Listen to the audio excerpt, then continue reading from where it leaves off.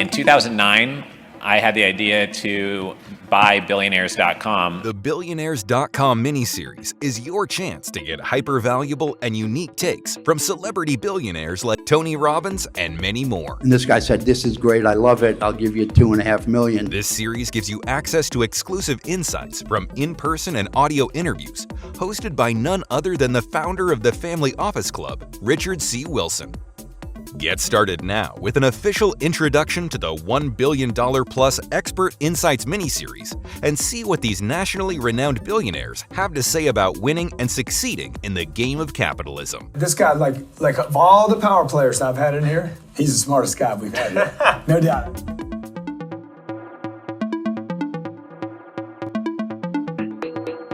All right, next up we have one of our headline speakers most of you are familiar with, Grant Cardone. He's CEO of Cardone Capital, international speaker, entrepreneur, and author of the 10X Rule, and creator of the 21 best-selling business programs.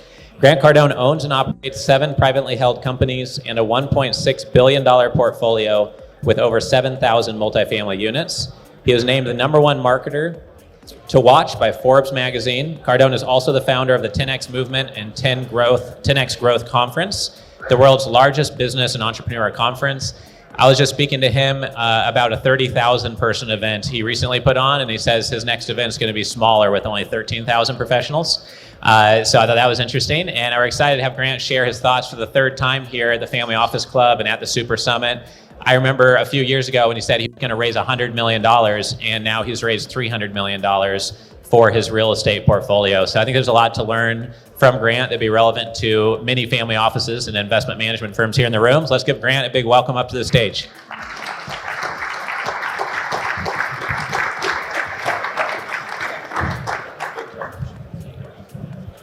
How's everybody doing? How's everybody doing? Good. So look, I just want to take a few minutes and share with you some things that we've learned since the last time I was here. The last time I was here, I stood over here on this side of the stage.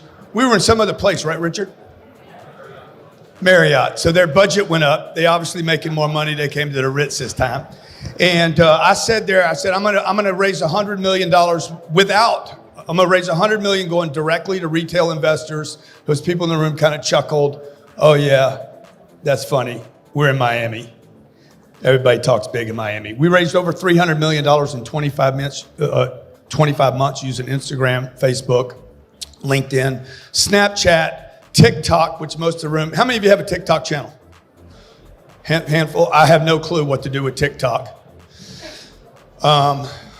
And so I'm just saying that because there's people there, okay? I'm 61 years old. I should not know anything about social media. I probably raised more money on social media in the last 2 years than any other human being on planet Earth. And we're basically providing people with a very simple proposal. That is institutional quality real estate that cash flows the first month that you own it. We distribute cash every month. On a monthly basis, not on a quarterly basis, because I think quarterly monthly distributions are vitally important both to the investor and to the person trying to raise the money. It produces a sense of dependability. Very, very easy story to tell. And this is what we've learned from doing that, okay? We have about $1 billion, we'll be at what, $2 billion by March of next year. We buy everything. We buy multifamily only. I do not buy or construct anything new. We don't do condos. We don't do single family houses. We don't do storage. We do 300 to 500 unit apartment complexes, anywhere from Phoenix, Arizona to Florida. We'll buy anything in Florida. If it's got Florida on it, we buy Florida. Who loves Florida?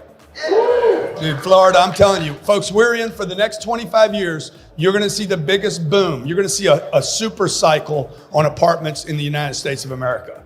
You're going to see a decline in single family residences. People are going to start moving away from owning homes, and they are going to rent as a choice. It will not be an economic decision maker. It will be a choice, a lifestyle choice that people will rent where they live, and they will invest their money other places. It will not be in a house. And you're seeing this happen. I've been saying this for 5 years now. The single family home in America is dead. It's not coming back. It's never going to come back. If you look at the last 25 years of interest rates in this country, they're going like this, and housing ownership is going like this too. And you can't blame it on millennials. There's not enough millennials to actually make that graph go that way, okay? Who's making that graph go down? Ownership in America, home ownership at 61%. Who's making that go down? It's the people in this room, the baby boomer. They're like, I owned a house. How many of you in a room owned a house already? How many of you in the room would agree it's not the American dream?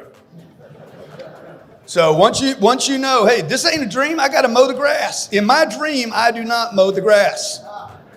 In my dream, I do not have to replace the appliances. In my dreams, their dreams are good, okay? In my dreams, my money, multiplies over and over. Every 3 to 5 years, it doubles and triples. In my dreams, when I'm investing money, I get paid every month. I don't pay for it every month. So, couple things that we found out. I'm going to share 5 things with you that we found out since the last time I was here. Number 1, the everyday investor is dying, hungry for dependable cash flow.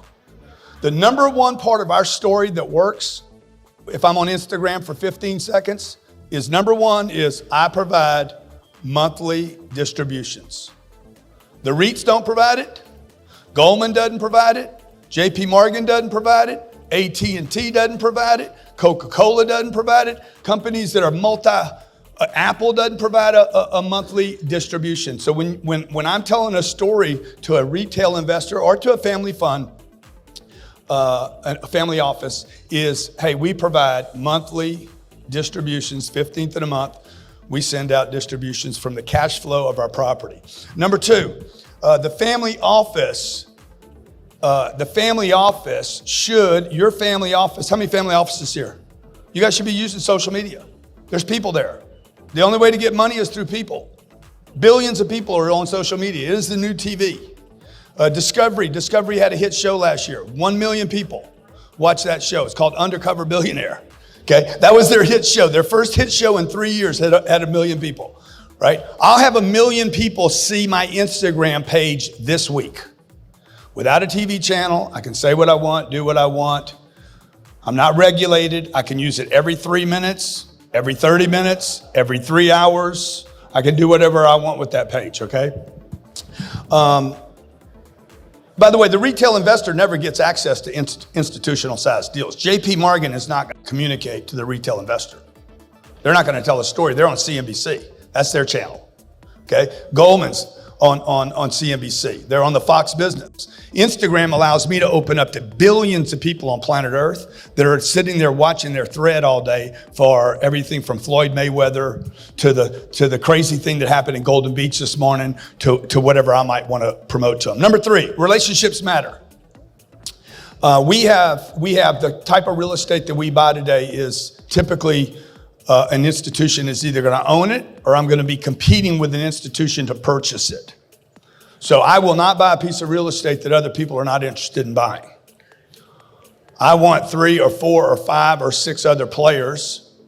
I would like to have 15 people looking at the deal, down to 3 or 4 qualified people that will buy the deal, and I'd like half of those people to be institutions. Like I would love for Blackstone to be an actual buyer, a competitive buyer on a deal that I'm trying to purchase. Relationships matter, okay? And this is what I've learned. Who knows me and what they know about me matters more than what I'm going to offer for that property. The broker, the 1 or 2 brokers in every city, Houston, Austin, across Alabama, all of Florida. Tallahassee's different than Tampa. Tampa's different than Orlando. Orlando's different than Miami. There's 1 or 2 brokers in every market that control the market. The seller does not control the market. The broker controls the market. What that broker says about me to that seller will determine whether or not I get that deal. And so relationships definitely matter. Number 4, social media is completely underplayed by everybody in the commercial real estate market and in the financial markets. This social media thing is brand new. Richard's probably one of the only people in the family office space that is correctly using social media. There's 850 people here. Qualified people. I bought a jet 2 years ago from Gulfstream and I said, hey, you guys should have me do your social media advertising. And Gulfstream was like, we don't think our buyer's there. I'm like, excuse me? We don't think the people that buy jets, that fly private are using social media. I said, okay. Where I live in Golden Beach on Sunny Isles, the Regalia 38 unit Regalia building. When I bought a unit there, I said, I told the guy that sold me, I said, I should do your social media. I have, about 10 million people following me on social media. We raised a bunch of money on social media. You should have me do your social media. We don't think our buyer's on social media. I said, I just bought unit 33. Who in the room is on social media of some sort? You looked at something on a phone today. Okay, good. It's a TV, folks. This is not, it's nothing new about this thing. It is a TV in your pocket rather than a TV in your living room, okay? And it gives me the ability to communicate. I don't have to go through Fox Business anymore. I don't need Fox Business and their 300,000 viewers that are all skewed. I can communicate to anyone, anytime, any time of the day and control the advertising, okay? The last thing I would share with you is this. Particularly in real estate, and probably in all deals, bigger is always better. Bigger is always better. It is easier for me to do a $140 million real estate transaction just up the street, 507 units, one close, one deal, one due diligence. It's easier for me to do a $140 million deal than it is for me to do 5 deals that are $30 million each. And that $140 million deal, when things are right, will make me more money than the smaller deals. Easier to do, fewer people looking at them. It's going to make me more money, harder to build, bigger barriers to entry, bigger deals are always better. I did an event here in Miami because people matter. How many believe people matter? People matter. I drove up here today, got out of my truck. I said, keep it up front. He's like, yeah, Mr. Cardone, I'll keep it up front, please. He knows me. That guy knows me. I don't know him. He knows me. He knows me because of some dumb social media channel. Okay? And so I flip him the keys, he keeps the car up front. But his dad, his mom, his uncle, his aunt, somebody he knows, while he might not be an investor with me, somebody he knows might be. We hosted an event here February this past year, 2019. 34,800 people in Miami Marlins Stadium. Who's been to the Marlins Stadium before? You never been there with 35,000 people? Barely 3,500 people. Okay, I told Derek, I said when I was gonna use the place, I said, Derek, I'm gonna put more people in your stadium than have ever walked into your stadium, ever. He's like, that won't be hard. I said, yeah, but I'm gonna put 35,000 people in here. He's like, man, when do you want it? When do you want it? Let me see if it's available. Oh, it's available. Trust me. I guarantee you it's available when I want it. He's like, what's your date? What's your date for your conference? I said, it's available. Trust me. He's like, what is the date? Super Bowl weekend. How many of you think Marlins Stadium would be available Super Bowl weekend this year? Before the Super Bowl comes to Miami. Obviously next year it probably won't be. 35,000 people showed up for Marlins Stadium, and I'm not even in the event business. So the question I ask is, why would somebody running a family office, somebody trying to protect wealth, somebody trying to take care of their own family's wealth, why would you spend the time to put a bunch of people in a stadium? Because everything you want, somebody else has. And the more people that know you, the more people that know about your mission, whether you're running a charity, or you're trying to do an event like this, or you're trying to raise money for real estate, or you're trying to raise money for a hedge fund, or you're trying to protect your own money, the more people that know you, the better off you are. We're now in a world where the President of the United States, like I said this 6 years ago, if I could get half the people to hate my guts, I could be the president. And I think Trump heard it.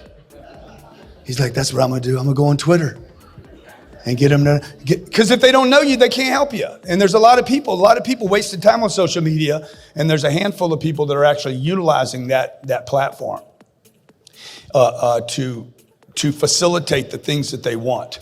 It just so happens at Cardone Capital, all we buy is real estate. All I do there, we do 2 things every year. I put people in events. We educate people on finance and real estate and sales. We work with Fortune 500 companies to increase their revenue in their company. And the rest of the time, what I do out of those two ventures right there is I take any leftover money that is created from my 7 businesses and I invest in real estate. And all that real estate does is a couple things. It's located in strong job markets, very big properties, 300 to 500, 700 unit properties. Could be in Maryland where we just closed a deal, could be in Houston, Texas, could be in Austin. All got kind of the same job story around them. A lot of hospitals, a lot of good schools, good areas. We're not looking for the most expensive. We don't buy condos on the beach. Those are dead. They're going to stay dead. Sorry to tell you, if you just bought one, sorry. It doesn't produce income. If it doesn't produce income, it's not going to do anything. The value of the property is going to be based on the income that it produces in the future. And that's how property will be valued, just like a company. A company is valued based on how much profit or cash flow it can produce. Or if it doesn't produce cash flow, how many subscribers or users does it have? Those are the companies that have big values because there's so many people in that ecosystem that they have.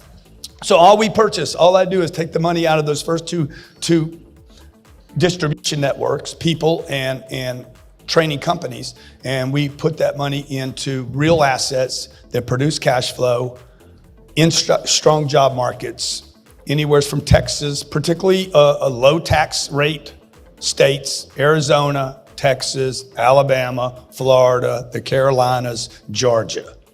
All that money from New York and New Jersey and Connecticut, it will continue to drift south. And as they continue to make insane decisions with their how they treat businesses there, that money will continue to drift down to warm states where there are low tax rates. So we're seeing lots of people shift down here now as renters that owned in New York and New Jersey and Connecticut and Chicago. They're drifting down now. They're renters by choice. And that demographic, these are not 30-year-olds looking for new jobs. These are 53-year-olds that are moving into retirement, into the later stages of their life as renters by choice. Okay? We're hearing stories of people saying, I'm cashing out the equity in my home of 200 grand, and the wife and I are going to travel on the money.